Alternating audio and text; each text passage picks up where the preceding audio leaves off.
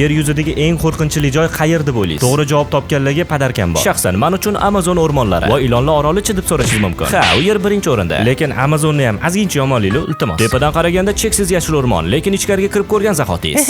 Meni tushunasiz.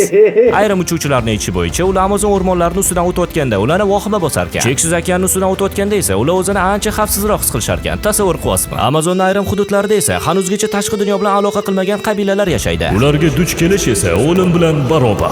Eng qizig'i esa, olimlar bu yerda har yili ilgari fanga noma'lum bo'lgan yuzlab yangi hayvonlar, o'simliklar va hasharot turlarini aniqlashadi. Va Amazonning ikkinchi nomi ham bor. Yashil sahro. Xo'p, nimaga bunaqa deyshadi? Yon atrof yashil o'simliklardan iborat bo'lsa-da, siz bu yerda qorningizni to'yg'izadigan deyarli hech narsa topa olmaysiz. Agar yaxshi bilmasangiz. Bilmasdan turib nimadirni tatib ko'rish esa hayotingizga yakun qo'yib yuborishi mumkin. Bu yerda adashib qolish esa tamom. Uyga qaytib kelmasligingiz aniq. 3 yillik garantiyasi ham bor. Eslaysizlarmi yo'qmi? Videoni boshida to'g'ri javob topganlarga padarkam bor degandim. Iltimos kechiringlar aldagan. Videoga like bosib, kanalga obuna bo'lsanglar, hammasi yaxshi bo'lib ketadi. Rahmat, charchamaylar.